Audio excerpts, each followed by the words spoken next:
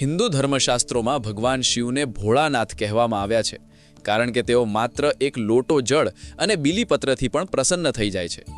શિવ પુરાણ અને અન્ય ધાર્મિક ગ્રંથોમાં મહાદેવની એવી અનેક કથાઓ છે જે દર્શાવે છે કે જ્યારે ભક્ત હૃદયપૂર્વક શિવની શરણમાં જાય છે ત્યારે તેના જીવનના તમામ અંધકાર દૂર થઈ જાય છે.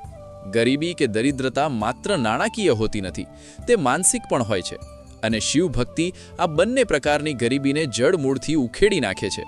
પ્રાચીન કાળની એક અત્યંત પ્રચલિત કથા મુજબ એક નગરમાં સોમદત્ત નામનો બ્રાહ્મણ રહેતો હતો. તે વેદશાસ્ત્રોનો જ્ઞાતા હતો, પરંતુ તેનું ભાગ્ય અત્યંત નબળું હતું. તેના ઘરે ખાવાના ફાંફા હતા, સંતાનો ભૂખ્યા રહેતા અને પત્ની ફાટેલા વસ્ત્રો પહેરીને દિવસો પસાર કરતી.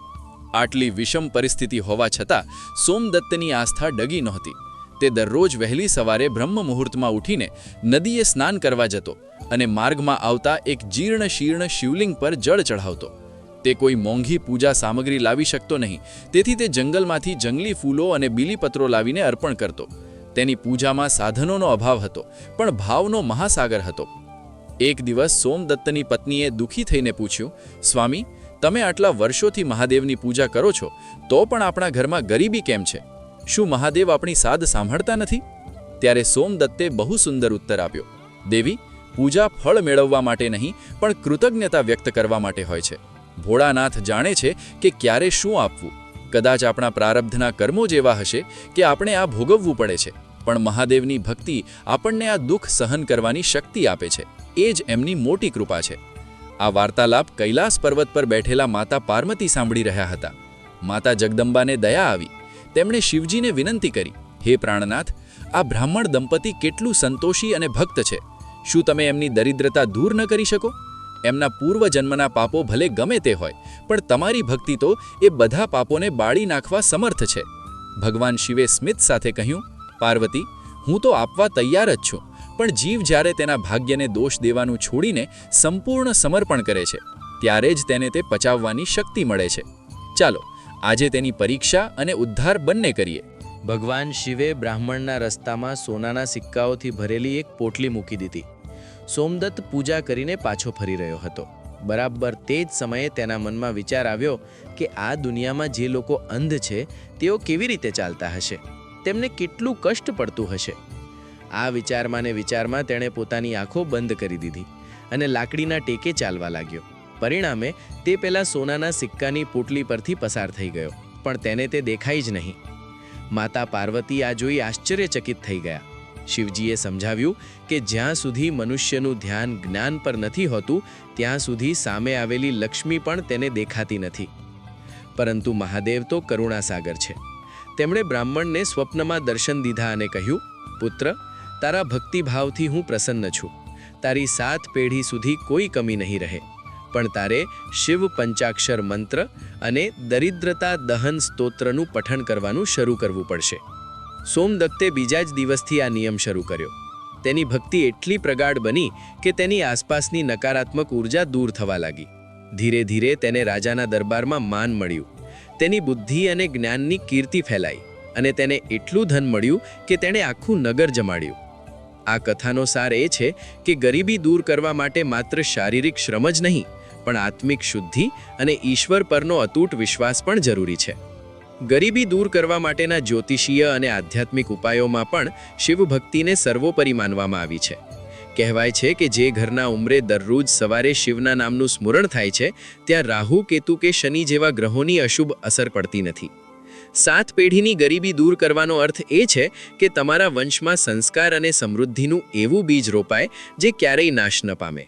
શિવપુરાણ અનુસાર કુબેર દેવ, જે આજે દેવોના ખજાનચી છે, તેઓ પણ પૂર્વજન્મમાં અત્યંત ગરીબ બ્રાહ્મણ હતા અને માત્ર શિવરાત્રિના દિવસે શિવ મંદિરમાં અંધકાર દૂર કરવા માટે પોતાનું વસ્ત્ર સળગાવીને પ્રકાશ કર્યો હતો, જેના ફળ સ્વરૂપે તેમને આટલું મોટું પદ મળ્યું.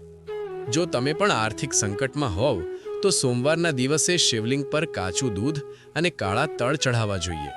આનાથી પિતૃદોષ શાંત થાય છે, જે ઘણીવાર ગરીબીનું મુખ્ય કારણ હોય છે. તેમજ રોજ રાત્રે શિવલિંગ પાસે દીવો પ્રગટાવવાથી લક્ષ્મી સ્થિર થાય છે. ભગવાન ભોળાનાથની આ કથા માત્ર સાંભળવા માટે નથી, પણ અનુસરવા માટે છે. ભક્તિમાં શક્તિ છે અને શ્રદ્ધામાં સફળતા છે. જે મનુષ્ય નમઃ શિવાયનો અવિરત જાપ કરે છે તેના જીવનમાં ક્યારે અન્નની કમી રહેતી નથી. પ્રાચીન સમયમાં ગુણનિધિ નામનો એક બ્રાહ્મણ પુત્ર હતો. તે નાનપણથી જ સન્માર્ગેથી ભટકી ગયો હતો અને જુગાર તેમજ અન્ય વ્યસનોમાં પોતાનું બધું જ ધન ગુમાવી દીધું હતું. તેના પિતાએ તેને ઘરની બહાર કાઢી મૂક્યો હતો. તે ભૂખ્યો તરસ્યો ભટકતો હતો. એક દિવસ ભટકતા ભટકતા તે શિવરાત્રિના દિવસે એક શિવ મંદિર પાસે પહોંચ્યો. અજાણતા થયેલું જાગરણ અને ઉપવાસ. તે દિવસે શિવરાત્રિ હતી, તેથી મંદિરમાં ભક્તોની ભીડ હતી અને અનેક પ્રકારના નૈવેદ્ય એટલે કે પ્રસાદ ભગવાનને ધરાવવામાં આવ્યા હતા. ગુણનિધિ અત્યંત ભૂખ્યો હતો, તેથી તેણે વિચાર્યું કે રાત્રે જ્યારે બધા ઊંઘી જશે ત્યારે તે મંદિરમાં જઈને પ્રસાદ ચોરી લેશે. પ્રસાદ મેળવવાની લાલચમાં તે આખી રાત જાગતો રહ્યો અને ભૂખના કારણે તેને અજાણતા જ ઉપવાસ અને જાગરણ થઈ ગયું. 2. શિવલિંગ પાસેનો એ દિવ્ય પ્રકાશ. મધ્યરાત્રિએ જ્યારે મંદિરમાં દીવો બુઝાવવા આવ્યો ત્યારે અંધકારને કારણે ગુણનિધિને પ્રસાદ દેખાતો નહોતો. તેણે પોતાનું ફાટેલું વસ્ત્ર ફાડીને તેની વાટ બનાવી અને દીવામાં નવું તેલ પૂરીને તેને ફરીથી પ્રગટાવ્યો, જેથી તે પ્રકાશમાં પ્રસાદ શોધી શકે. શાસ્ત્રો મુજબ ભગવાન શિવના લિંગ પાસે અંધકાર દૂર કરવો એ ખૂબ મોટું પુણ્ય છે. ગુણનિધિએ માત્ર પોતાના સ્વાર્થ એટલે કે ચોરી માટે દીવો પ્રગટાવ્યો હતો, પરંતુ ભોળાનાથ તો ભાવના ભૂખ્યા છે. તેમણે જોયું કે આ વ્યક્તિએ શિવરાત્રિએ જાગરણ કર્યું, ઉપવાસ કર્યો અને મારા દરબારમાં પ્રકાશ ફેલાવ્યો.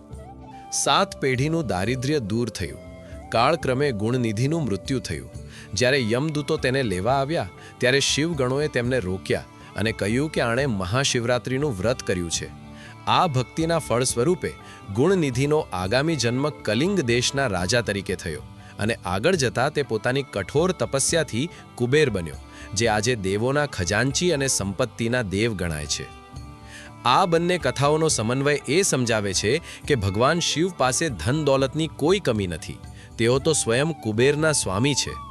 જે મનુષ્ય પોતાના જીવનમાં દરિદ્રતા અનુભવે છે તેણે શિવ પુરાણની આ કથાઓનું મનન કરવું જોઈએ. શિવ ભક્તિમાં ભાવ મુખ્ય છે.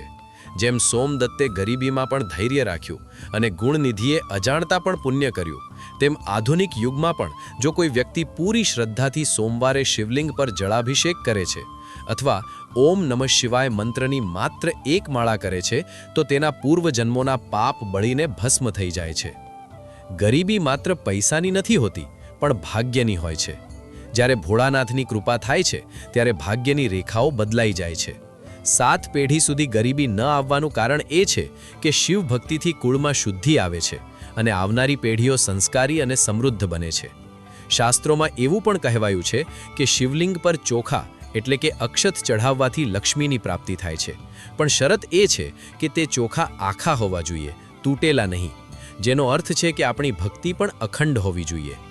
ભોળાનાથની આ કથાઓ સાંભળવાથી કે વાંચવાથી મન પવિત્ર થાય છે અને ઘરમાં સકારાત્મક ઊર્જાનો વાસ થાય છે. દરિદ્રતા નિવારણ માટે શિવરાત્રિ કે શ્રાવણ માસની રાહ જોવાની જરૂર નથી. જે ક્ષણે તમે શિવને શરણે જાઓ છો તે જ ક્ષણથી તમારી સમૃદ્ધિની યાત્રા શરૂ થાય છે. મિત્રો, જો તમને ભોળાનાથની આ દિવ્ય અને પ્રેરણાદાયી કથા પસંદ આવી હોય તો આ વિડીયોને ચોક્કસ લાઈક કરજો અને કોમેન્ટમાં હર હર મહાદેવ લખવાનું ભૂલશો નહીં. આવી જ રીતે ધાર્મિક અને પૌરાણિક કથાઓ સાંભળવા માટે અમારી ચેનલને સબસ્ક્રાઇબ કરો અને બેલ આઇકન દબાવો, જેથી દરેક નવી કથાની માહિતી તમને મળતી રહે. મહાદેવ તમારી બધી મનોકામના પૂર્ણ કરે. ધન્યવાદ.